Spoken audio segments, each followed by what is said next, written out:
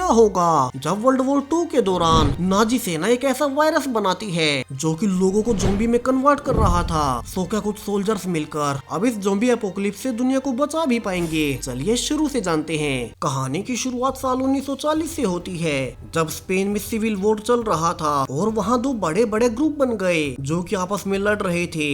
एक नाजीज का ग्रुप तो दूसरा रिपब्लिकन्स का। अब यहाँ से हमें एक गांव दिखाया जाता है जहाँ की अभी एक शादी चल रही थी और गांव के सभी लोगों से एंजॉय कर रहे थे कि तभी वहाँ नाजी सेना की गाड़ियाँ आती है जिन्हें कि उनका नाजी कमांडर लीड कर रहा था। और अब अचानक से ही बिना किसी वजह के वे सभी गाँव वालों पर गोलियां चला देते हैं और उन्हें वहीं जान से मार डालते हैं। इतना ही नहीं, वे तो अजीब कारणों से खुद मास्क पहनकर अब सभी मारे गए लोगों की बॉडी पर किसी तरह का मिस्टीरियस ब्लू कैनिस्टर फेंकने लगते हैं जो कि अब धीरे धीरे वहाँ की हवा में घुल रहा था। अब ये ब्लू पाउडर है क्या, हमें आगे पता चलेगा। जहाँ से हमें जैन दिखाया जाता है जो कि वैसे तो एक लॉयर था, मगर युद्ध के चलते उसे भी सेना में भर्ती होना ही पड़ा। हालांकि यहाँ भी उसे हर कोई यूजलेस समझता है। तो अब जैन के अंकल जो कि सेना में ऊंची पोस्ट पर तैनात थे, अब उसे एक काम सौंपते हैं जिसमें कि उसे एक सीक्रेट लेटर को उनके हेडक्वार्टर्स तक पहुँचाना था। मगर इसमें काफी ही खतरा होने वाला है क्योंकि ये जगह उस वैली के दूसरी तरफ है जिस वैली में अभी लड़ाई चल रही है, यानी कि वहाँ तक पहुँच पाना काफी खतरनाक होने वाला है। मगर चूंकि जैन किसी और काम का नहीं था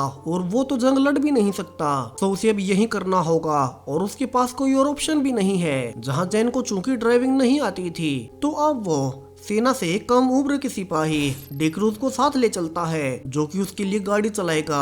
अब दोनों ही उस खतरनाक वैली से होकर नहीं जाना चाहते, मगर वे करे भी तो क्या, और उनके पास कोई ऑप्शन ही नहीं था। और यहाँ से दोनों अब ड्राइव कर निकल पड़ते हैं। मगर जब वे वैली में एंटर कर ही रहे थे कि उन्हीं की सेना के कुछ जनरल्स अब उन्हें अंदर जाने से मना करते हैं और वार्निंग देते हैं कि अंदर कुछ बड़ा होने वाला है। मगर जैन को तो अपना मिशन पूरा करना था, तो वो वार्निंग के बावजूद अब अंदर चला ही जाता है। वहीं जाते हुए वे पा रहे थे कि उन्हीं की सेना अब वैली को चारों ओर से फेंसिस से घेर रही है। मगर वे ऐसा क्यों ही करेंगे और इस वैली में क्या बड़ा होने वाला है? जैन यही सोचे जा रहा था कि उन्हें ऊपर अब कुछ प्लेन्स आपस में लड़ते हुए नजर आते हैं, जिसकी कुछ देर बाद अब दोनों ही प्लेन्स उनसे थोड़ी ही दूर जाकर क्रैश हो गए थे। हालांकि उनमें से एक पायलट अब पैराशूट लेकर नीचे कूद रहा था। तो जैन यहाँ से अब डिक रूस को गाड़ी यहीं छोड़ने को कहता है ताकि वे अपने साथी को बचाने जा सके, जो कि यहाँ से थोड़ी ही दूर पैराशूट से लैंड हुआ होगा। और वैसे भी यहाँ दुश्मन सेना उसे ढूंढकर मार सकती थी। तो डिक रूस के साथ अब जैन थोड़ी दूर जंगल में चलने के बाद फाइनली उस जगह पर पहुंच चुका था जहां उन्हीं प्लेन्स के टुकड़े पड़े हुए थे।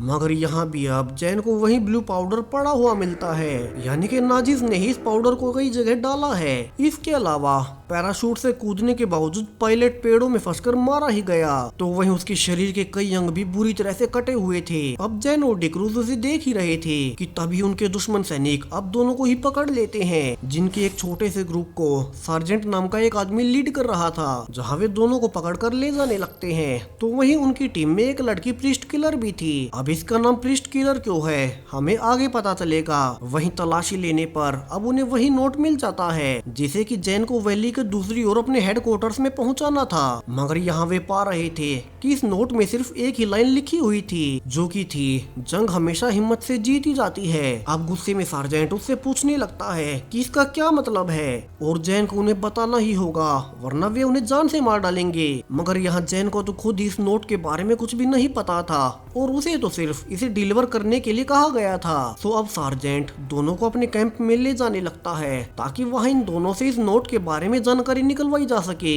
मगर इसी बीच जब उनका एक सैनिक मरे हुए पायलट की फोटो ले रहा था कि अचानक से वो पायलट अब ज़ॉम्बी बन उस फोटोग्राफर को ही काट लेता है, जहाँ से भागकर अब एक सैनिक ब्रोडी उसे दूर फेंकता है। तो पाता है कि वो पूरा उस ब्लू पाउडर में सना हुआ था, यानी कि इसी से वो ज़ॉम्बी बना होगा। वहीं वो ज़ॉम्बी बन अब बिना पैरों के ही उनकी ओर बढ़ रहा था, जबकि सभी सैनिक अब उस पर फायरिंग भी करते हैं। मगर वे पा रहे थे कि इनकी फायरिंग का उस पर कोई फर्क नहीं पड़ रहा। इतना ही नहीं, अब उसकी बॉडी में खून भी सूख चुका था। तो आखिर में सार्जेंट अब उसके सिर में गोली मार उसे फाइनली जान से मार डालता है। वहीं सभी कंफ्यूज थे कि उस पायलट के साथ क्या हुआ था और वो गोलियों से मर क्यों नहीं रहा था, कि तभी पीछे से अब उन्हीं का साथी जिसे कि उस ज़ॉम्बी ने काटा था, अब तक वो भी ज़ॉम्बी बन उन पर अटैक कर देता है। वहीं अब ये ज़ॉम्बी भी गर्दन टूटने के बावजूद बावजूद जिंदा ही था। तो एक सिपाही कोमासार उसके सिर में गोली मार देता है, जहाँ से वे अब दोनों ही बंधकों को अपने कैंप में ले जाने लगते हैं। मगर अब कैंप में पहुंचकर वे और ज्यादा हैरान थे, क्योंकि यहाँ उनका पूरा ही कैंप बर्बाद हो चुका था और यहाँ अब कोई भी जिंदा नहीं था। इतना ही नहीं, यहाँ भी वही ब्लू पाउडर छिड़का गया था।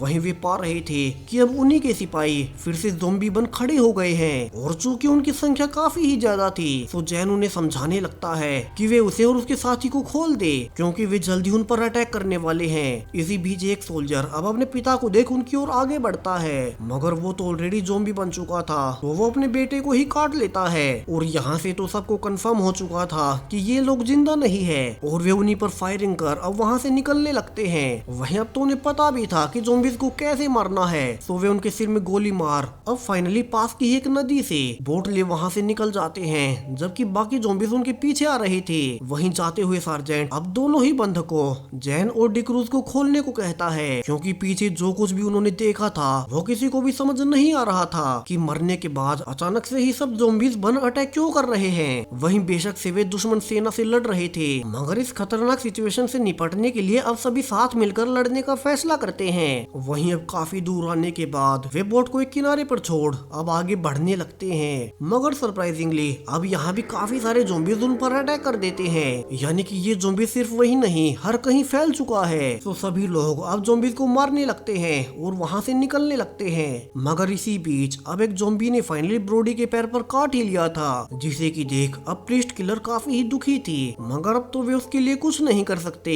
और वे वहाँ से निकल ही जाते हैं। जहाँ शाम होते होते उन्हें एक सेफ हाउस नजर आता है, मगर उसके अंदर घुसते ही अब 3 लोग उन पर गन पॉइंट कर देते हैं, जो कि थे जुरेल, राफिर और एक नन फ्लोर। अब ये तीनों ही जैन की सेना से थे, तो वो सबको समझाने लगता है कि अभी तो उन्हें साथ मिलकर लड़ना होगा, क्योंकि बाहर बहुत खतरा है और हर और ज़ॉम्बीज़ भरे पड़े हैं। वहीं उनकी गोलियों की आवाज से ज़ॉम्बीज़ उनकी ओर अट्रैक्ट हो जाएंगे, जिसके बाद अब सब इसके लिए मान जाते हैं और साथ मिलकर प्लान बनाने लगते हैं कि वे यहाँ से कैसे निकल सकते हैं। वहीं ये अजीब सा वायरस फैलाया किसने। जहाँ डिनर के दौरान अब डिक्रूज पाता है कि उसकी दुश्मन सेना का सैनिक फ्यूज पहले कभी एक बाइक रेसर हुआ करता था, मगर उसे भी युद्ध के कारण सेना में भर्ती कर लिया गया। वहीं जुरेल अब पीछे से प्रीस्ट किलर का फायदा उठाना चाहता था, जहाँ वो बाथरूम में उसका पीछा भी करता है, मगर वो उसे बताती है कि कैसे उसने एक बार एक प्रीस्ट को तड़पा तड़पा कर जान से मार दिया, क्योंकि वो उसकी बहन को अब्यूज कर रहा था, और इसी के बाद उसका नाम ही प्रीस्ट किलर पड़ गया, जिसके बाद जुरेल उसे अकेला छोड़ देता है। तो वहीं जैन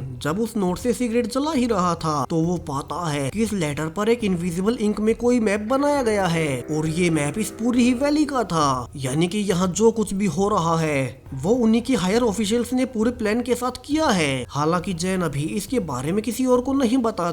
वहीं अब तक घर के अंदर आवाज आने से बाहर काफी सारे ज़ॉम्बीज़ इकट्ठा होना शुरू हो चुके थे और वे घर की ओर बढ़ने लगते हैं। वहीं इतने सारे ज़ॉम्बीज़ को मार पाना भी मुमकिन नहीं था, तो सभी लोग अब अपना सामान इकट्ठा कर वहां से निकलने लगते हैं और वे अंदर घुसते हुए ज़ॉम्बीज़ को कुछ देर के लिए रोक आप पीछे वाले दरवाजे से निकलने लगते हैं। तो वहीं फ्यूज अब भागने से पहले एक बम वहां घर में छोड़ देता है, जिससे कि वहां मौजूद सारे ही ज़ॉम्बीज़ धमाके में उड़ गए थे। वहीं कुछ देर और चलने के बाद वे पाते हैं कि वैली से बाहर नहीं जाया जा सकता, क्योंकि वहां इलेक्ट्रिक फेंसेस की गई थी और जिसमें कि कई सारे ज़ॉम्बीज़ करंट में चिपके भी हुए थे। जहां से अब जैन फाइनली सबको उस नोट की सच्चाई बता ही देता है, जिस पर इसी वैली का नक्शा बना हुआ था। यानी कि जो भी लोग ज़ॉम्बीज़ बन रहे हैं, इसके पीछे उन्हीं की नाजी सेना है और वो उस ब्लू पाउडर से मारे हुए लोगों को ज़ॉम्बीज़ में बदल पा रहे हैं, और फिर वे ज़ॉम्बीज़ जिन्हें भी काटेंगे वो खुद भी ज़ॉम्बी बन जाएगा और इस वायरस को दूसरे राज्यों में फैला। नाजी सेना इस जंग को जीतना चाहती है। वहीं वे कैसे भी करके इस वैली से बाहर नहीं जा सकते, क्योंकि इसे चारों ओर से फेंसेस से कवर किया गया था और उनमें इलेक्ट्रिसिटी भी थी। तो अब सब मिलकर मैप पर मार्क हुई उसी लोकेशन पर जाने का फैसला करते हैं, जिस पर कि क्रॉस लगाया गया था, यानी कि यहाँ नाजिस का ठिकाना होगा और यहीं से वे इस खतरनाक एक्सपेरिमेंट को कर रहे हैं। तो यहाँ से चलते हुए अब सब उसी गाँव में पहुँच चुके थे, जो की हमने कहानी की शुरुआत में देखा था। हालांकि यहाँ अब कोई नहीं था, तो जल्दी से डी क्रूज अब गांव के ही एक ट्रक को ठीक करने लगता है ताकि वे इसका इस्तेमाल कर जल्दी से उसी लोकेशन पर पहुंच सके। वहीं उन्हें पास के ही एक चर्च की लाइट जली हुई नजर आती हैं और वे पाते हैं कि यहीं पर नाजी सेना ने एक्सपेरिमेंट्स किए थे, यानी कि जब शुरू में उन्होंने सब गांव वालों को मार पर उन पर वो ब्लू पाउडर छिड़का था तब वो उनका पहला एक्सपेरिमेंट था। अब यहाँ उन्हें चर्च में उसी शादी की बची हुई एक ब्राइड छुपी हुई मिलती है और वो उन्हें सब बताती है कि कैसे सभी को मारकर नाजिस ने उनकी डेड बॉडी पर वो ब्लू पाउडर छिड़क दिया। और ऐसा होते ही वे सब उठ खड़े हुए और एक दूसरे को ही काटने लगे, मगर उनके बीच वो अकेली ही किसी तरह से बचकर यहाँ अंदर छिप गई। अब यहाँ बाकी सब तो ब्राइड से इस गांव की कहानी सुन रहे थे, मगर पीछे से कोमासार अब उन सारे ब्लूप्रिंट्स को ढूंढ लेता है जो कि इस वायरस को बनाने के लिए इस्तेमाल हुए थे और उससे और भी ब्लू पाउडर बनाया जा सकता है और लोगों को ज़ॉम्बीज़ में बदला जा सकता है। तो वो अब जल्दी से उन्हें छुपा लेता है। वहीं अब तक बाहर से उन्हें कार के शुरू होने की खबर मिलती है, मगर उनके निकलने से पहले ही कोमासार अब उन्हें गन पॉइंट पर रोक लेता है और सबको कन्फेस करता है कि अब उसके पास भी लोगों को ज़ॉम्बी बनाने का फॉर्मूला है और वो इसे अपने सीनियर्स को दे देगा ताकि वे इसे दुश्मन देशों पर अटैक करें और इस जंग को जीत जाएं। मगर उसके अलावा बाकी सभी लोग उससे असहमत थे और उनके अनुसार उन्हें जंग जीतने के लिए ऐसे हर एक फॉर्मूला को नष्ट कर देना चाहिए। वहीं अब जब डी क्रूज सबको अंदर बुलाने आता है तो कोमासार अकेला ही अब उसे पकड़ वहाँ से निकलने लगता है कि पीछे से अब गांव के ही ज़ॉम्बीज़ आकर उस पर भी अटैक कर देते हैं और कोमासार को वहीं मार डालते हैं। वहीं इतने ज़ॉम्बीज़ को देख अब फ्लोरा उन्हें बताती है कि उसे इस चर्च के बारे में काफी पता है और वो उन्हें पीछे के एक सीक्रेट रास्ते से निकाल लेगी। मगर अब जब वे वहाँ से निकल ही रहे थे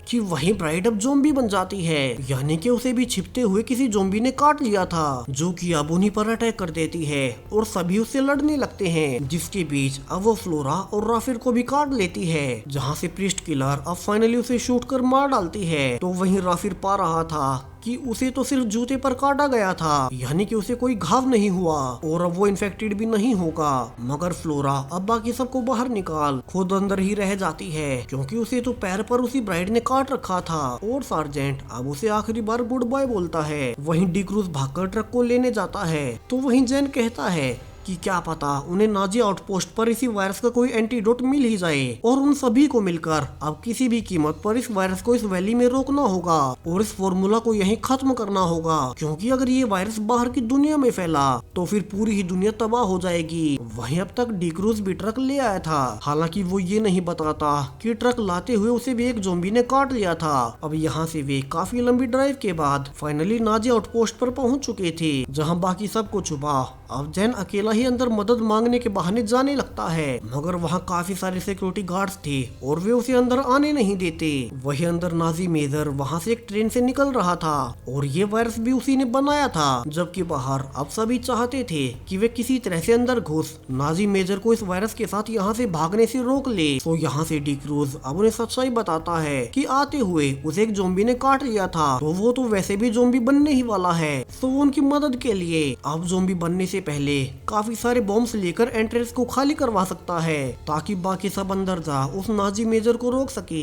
और यहाँ जैन के साथ अब बाकी सब मिलकर उसे आखिरी बार गुड बाय बोलते हैं और यहाँ से खुद की बॉडी को बॉम्ब से बांध अब डी क्रूज नाजी आउटपोस्ट के गेट पर चला जाता है। हालांकि गार्ड्स उसे गोली भी मारते हैं, मगर इससे पहले ही वो ग्रेड्स की पिन निकाल देता है और वहीं गेट पर एक बहुत बड़ा धमाका होता है जिसमें कि अब सारे ही गार्ड्स मारे गए थे और इसी का फायदा उठा अब बाकी ग्रुप अंदर घुस जाता है, जहाँ वे रास्ते में आने वाले गार्ड्स को मार अंदर घुस जाते हैं और देख पाते हैं कि नाजी सेना इस आउटपोस्ट को खाली कर रही है और यहाँ से आखिरी ट्रेन निकलने ही वाली है और उनके यहाँ से निकलने के बाद पूरी ही वैली में नाजी सेना बॉम्ब गिरवा देगी ताकि उनके इस ज़ॉम्बी वायरस का बाहर की दुनिया के सामने कोई सबूत बचे ही ना। मगर अब सब पा रहे थे कि वैली के सारे ही ज़ॉम्बीज उस धमाके की आवाज से यहीं आ रहे हैं और अब वे नाजी सोल्जर्स पर अटैक कर देते हैं, जिस बीच बाकी ग्रुप अब ट्रेन के सामने वाले कोचेस में नाजी मेजर को ढूंढने लगते हैं। हालांकि अब तक ज़ॉम्बीज के घुसने से उनकी संख्या हर सेकेंड के साथ बढ़ती जा रही थी। तो राफिर अब ट्रेन के ऊपर चढ़ अपने बाकी साथियों को आगे बढ़ाने के लिए कवर देने लगता है, जहां अब जैन, सार्जेंट और प्रीस्ट किलर तीनों ही एक साथ आगे बढ़ पा रहे थे। तो वहीं जुरैल और फ्यूज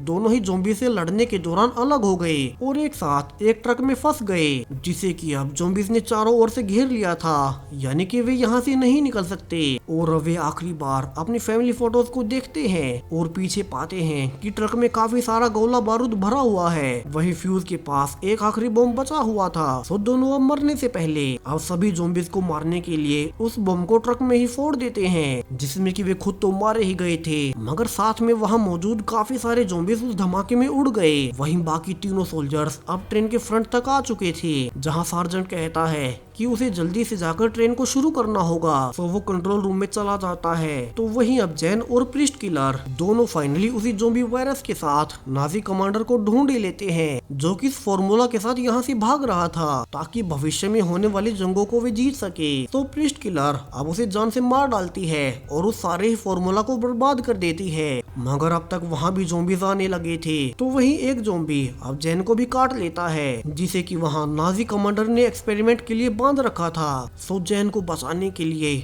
अब प्रीस्ट किलर जल्दी से उस ज़ॉम्बी को मार जैन के हाथ को ही काट देती है, जिस पर उस ज़ॉम्बी ने काटा था, यानी कि उसकी बाकी बॉडी में अभी तक भी वो वायरस नहीं फैला था। वही अंदर वाले ज़ॉम्बी से बचने के लिए अब दोनों ही एक छोटे से बॉक्स में खुद को बंद कर लेते हैं। वहीं बाहर अब तक कंट्रोल रूम में सार्जेंट ने ट्रेन को शुरू कर दिया था, हालांकि वहाँ काफी सारे ज़ॉम्बीज़ भर गए थे। सो उसे फाइनली अब ट्रेन को चालू कर खुद को मारना ही पड़ा, जहाँ से ट्रेन फाइनली वैली से निकल ही गई। और इसी के तुरंत बाद अब पूरी ही वैली पर बॉम्ब्स गिराए जाते हैं, जिसमें कि वहां मौजूद सारे ही ज़ॉम्बीज़ मारे गए थे। वही अब ट्रेन में सिर्फ जैना, प्रीस्ट किलर और राफिर ही बचे थे। वहीं उन्होंने उस वायरस से जुड़े सारे ही फॉर्मूलाज को नष्ट कर दिया था। तो वैली में तो वैसे भी अब कुछ नहीं बचा, यानी कि उन्होंने ज़ॉम्बी वायरस को यहीं रोक दिया। अब आखिर में जैन और प्रीस्ट किलर हालांकि एक दूसरे को चाहने लगे थे, मगर थे तो वे दुश्मन देशों से। तो यहाँ से दोनों अब अपने अलग अलग रास्ते पर निकल पड़ते हैं। और इसी के साथ अब ये कहानी यहीं खत्म हो जाती है। तो वीडियो कैसा लगा कमेंट्स में जरूर से बताएं। साथ ही चैनल को सब्सक्राइब करें और भी ऐसी ही ज़ॉम्बी वीडियोस के लिए। Thank you.